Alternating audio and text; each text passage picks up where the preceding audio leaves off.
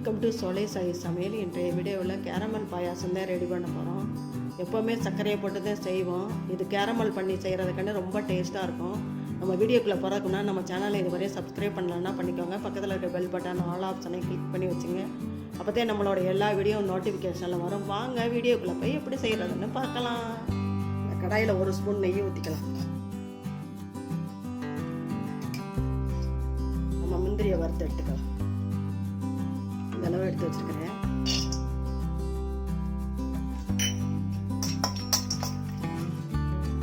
முந்திரி வறுவிட்டுச்சு ஒரு கிண்ணத்தில் எடுத்துக்கலாம்.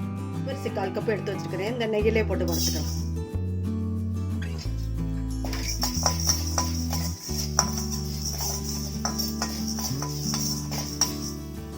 கம்மியாக 1 கப் எடுத்து வச்சிருக்கிறேன். இதிலே போட்டு வறுத்துக்கலாம்.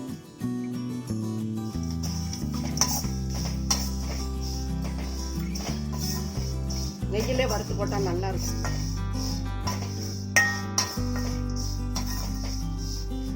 இந்த அளவு வறுத்தது போதும்.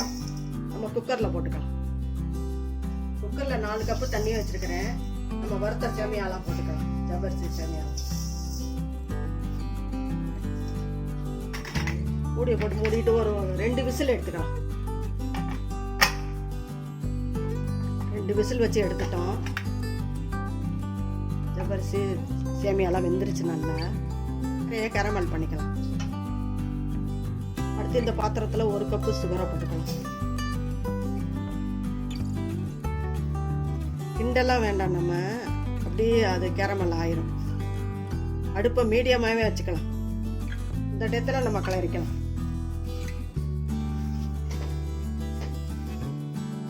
அடுப்பை ஸ்லோவிலே வைங்க.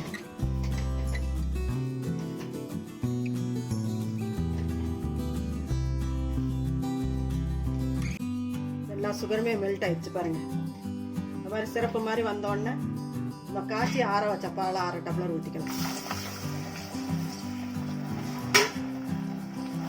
அது கரைஞ்சிடும். நம்ம பால் ஊற்றுறோன்னு கெட்டியான மாதிரி இருந்துச்சு பாருங்க, கரைஞ்சிருச்சு. நம்ம வேக வச்சிருந்த சேமியாலாம் போட்டுக்கலாம். என்னோட பாயாசம் கேரமலோட கலந்து நல்லா ரெடி ஆயிடுச்சு. இந்த டயத்தில் வறுத்து வச்சிருந்த முந்திரி பருப்பு போட்டுக்கலாம். கொஞ்சமாக ஏலக்காய் பொடி போட்டுக்கலாம்.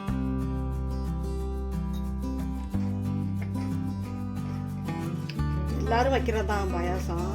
எல்லாருக்குமே வைக்க தெரியும். இந்த கேரமல் பண்ணி வைக்கிறக்காண்டு வித்தியாசமான டேஸ்ட்ல நல்லா இருக்கும்.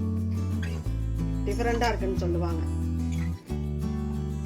நம்மளோட கேரமல் பாயாசம் சூப்பராக ரெடி ஆயிடுச்சு பாருங்க. இதே மாதிரி டேஸ்ட்டான கேரமல் பாயாசத்தை நீங்களும் செஞ்சு பாருங்கள். எப்படி இருந்துச்சுன்னு கமெண்ட்ஸில் சொல்லுங்கள். இந்த வீடியோ பிடிச்சிருந்தா லைக் பண்ணுங்கள், ஷேர் பண்ணுங்கள். நம்ம சேனலுக்கு மறக்காமல் சப்ஸ்கிரைப் பண்ணுங்கள். நன்றி, வணக்கம். அடுத்த வீடியோவில் பார்க்கலாம்.